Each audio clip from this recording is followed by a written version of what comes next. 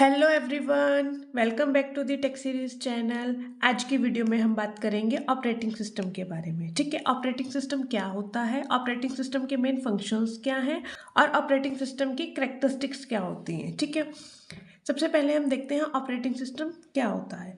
Operating system एक system software है जो यूजर और कंप्यूटर हार्डवेयर के बीच इंटरफेस का काम करता है। जो क्या काम करता है? इंटरफेस का काम करता है। किन के बीच में? यूजर के बीच में और हार्डवेयर के बीच में। ठीक है, हार्डवेयर क्या होंगे? हमारा सीपीयू हो गया, इनपुट आउटपुट डिवाइसेस हो गए, रैम हो गया। इनपुट आउटपुट डिवाइसेस में क्या क्या आ जाएगा? कीबोर्ड हो गया, कीबोर्ड माउस हो गया। वो क्या है? मेरे पास इनपुट आउटपुट डिवाइस है। अभी इंटरफेस का काम कैसे करता है? यूजर ने कुछ रिक्वेस्ट भेजी, आप अपना कंप्यूटर ही मान लो या लैपटॉप लगा लो, आपने कुछ रिक्वेस्ट भेजी। वो रिक्वेस्ट आपको कहाँ से मिलेगी? वो डेटा आपको कहाँ से मिलेगा? हार्डवेयर से मिलेगा, है ना। और हार्डवेयर आपको रिस्पॉन्स कैसे करेगा? आप डायरेक्ट तो हार्डवेयर के साथ इंटरेक्ट नहीं कर पाओगे। तो हार्डवेयर के साथ इंटरेक्ट करने के लिए हम क्या लगाते हैं? Operating system. हर एक सॉफ्टवेयर में, हर एक उसमें हमारे पास इनबिल्ट होता है एक ऑपरेटिंग सिस्टम। ऑपरेटिंग सिस्टम क्या करता है? यूजर्स की इंस्ट्रक्शंस को हार्डवेयर तक पहुंचाने का काम करता है और हार्डवेयर का जो रिजल्ट है वो यूजर को देता है। ये बीच में ऑपरेटिंग सिस्टम लगा ही इसलिए है, जो यूजर ने हार्डवेयर को कहा है, इंस्ट्रक्शन दी है, वो हार्डवेयर तक पहुंचाएगा और हार्डवेयर ने जो आउटपुट दी है वो यूजर तक पहुंचाएगा with the help of operating system. ठीक है, और ऑपरेटिंग सिस्टम्स के एग्जाम्पल क्या हो गए हमारे पास? विंडो हो गया, लिनक्स हो गया, एंड्रॉयड हो गया, मैक ऑपरेटिंग सिस्टम हो गया। ये सारे हमारे पास क्या है? ऑपरेटिंग सिस्टम्स के एग्जाम्पल। जैसे ही आप कंप्यूटर या लैपटॉप ऑन करते हो, सबसे पहले ऑपरेटिंग सिस्टम लोड होता है। ठीक है, अब हम बात कर लेते हैं फंक्शंस ऑफ ऑपरेटिंग सिस्टम के बारे में। ठीक, अब फंक्शंस क्या है ऑपरेटिंग सिस्टम के? Process management, memory management, file management, device management and security management. अब ये है क्या? ठीक है, वन बाय वन समझते हैं। प्रोसेस मैनेजमेंट क्या होता है? ऑपरेटिंग सिस्टम क्या डिसाइड करता है कौन सा प्रोग्राम चलेगा? प्रोसेस मतलब कैसे प्रोसेसिंग होगी, कौन सा प्रोग्राम पहले चलेगा, कब चलेगा और उसको कितने टाइम के लिए हमने सीपीयू अलॉट करना है। ठीक है, वो होता है मेरा प्रोसेस मैनेजमेंट। अब प्रोसेस मैनेजमेंट का काम यहाँ पे क्या है कि वो कैसे प्रोसेस कर रहा है। आप यूट्यूब भी देख पा रहे हो, आप म्यूजिक भी सुन पा रहे हो और आपके बैकग्राउंड पे, कंप्यूटर के बैकग्राउंड पे जो एंटीवायरस स्कैन है वो भी चल रहा है। ठीक है, ये सब हैंडल कर रहा है हमारा ऑपरेटिंग सिस्टम। अब फिर बात करते हैं हम सेकेंड वन, मेमोरी मैनेजमेंट के बारे में। मेमोरी मैनेजमेंट क्या है? रैम को मैनेज करता है। रैम क्या है हमारे पास? What is the full form of RAM? Random access memory. ठीक है, कितनी मेमोरी कौन सा प्रोसेस यूज करेगा? फ्री मेमोरी का रिकॉर्ड रखता है, कितनी उसके पास फ्री मेमोरी है जो आप यूटिलाइज कर रहे हो। एक एग्जांपल से देखते हैं मेमोरी मैनेजमेंट का काम क्या है। अगर हमारे पास रैम में 8 GB है, रैम में मेरे पास 8 GB है, 8 GB मेरी रैम में है। अब ब्राउजर को कितने जीबी चाहिए? मान लो 2 GB। गेम को मेरी कितने जीबी चाहिए? 4 GB। लेफ्ट कितनी बची? 2 GB, है ना। तो ये एलोकेशन कौन कर रहा है? ऑपरेटिंग सिस्टम एलोकेट कर रहा है कि रैम में मेरे पास इतने जीबी है, ब्राउजर को इतने चाहिए, गेम को इतने चाहिए और जो बाकी के प्रोसेस होंगे वो कितने जीबी में हो जाएंगे? 2 GB में प्रोसेस हो जाएंगे। ये होती है मेरी मेमोरी मैनेजमेंट। मतलब मेमोरी को कैसे हैंडल करना है, कितनी जीबी है, किसको कितनी देनी है, किसको कितनी रिक्वायरमेंट है, देनी तो नहीं है, किसको कितनी रिक्वायरमेंट है, वो सब कौन डिसाइड करता है? हमारा मेमोरी मैनेजमेंट। ये क्या है? मेन फंक्शंस है ऑपरेटिंग सिस्टम का।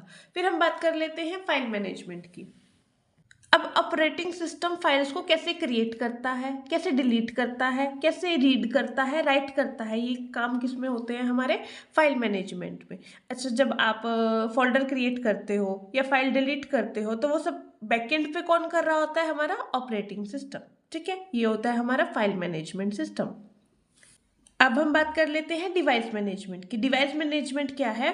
ये हार्डवेयर डिवाइस को कंट्रोल करता है using device drives. Device drives की हेल्प से ये डिवाइस हार्डवेयर्स को, जो हार्डवेयर डिवाइसेस है ना उनको, इन वालों को, ये जो हार्डवेयर डिवाइसेस है ना इनको कंट्रोल करता है। और वो हार्डवेयर डिवाइसेस क्या क्या हो सकता है? कीबोर्ड हो गया, माउस हो गया, प्रिंटर हो गया, स्कैनर हो गया।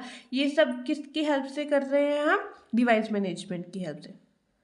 आपने देखा होगा कि अगर प्रिंटर कनेक्ट होता है कंप्यूटर से तो operating system automatically drive load करता है। है ना। आप जरा चेक करना, जब कंप्यूटर से प्रिंटर कनेक्ट होता है तो ऑटोमेटिकली ड्राइव्स क्या हो जाती है, लोड हो जाती हैं। वो किसकी हेल्प से होती है, ऑपरेटिंग सिस्टम की हेल्प से। कौन सा फंक्शन यूज होता है, device management. And last one क्या है हमारे पास, security and protection. Security protection क्यों लगाते हैं हम, जो ऑपरेटिंग सिस्टम के डाटा है ना उसको अनऑथराइज एक्सेस ना कर सके कोई, उसको प्रोटेक्ट करने के लिए हम लगाते हैं। जैसे आप कंप्यूटर में पासवर्ड देखते होंगे, यूज़र लॉगिन सिस्टम पे जो होगा, विंडोज़ पे जो लॉगिन पासवर्ड होगा, वो आप किसके लिए लगा रहे हो, आप अपने कंप्यूटर के प्रोटेक्शन के लिए लगा रहे हो कि कोई अनऑथराइज पर्सन उस चीज़ों को एक्सेस ना कर सके आपके कंप्यूटर को।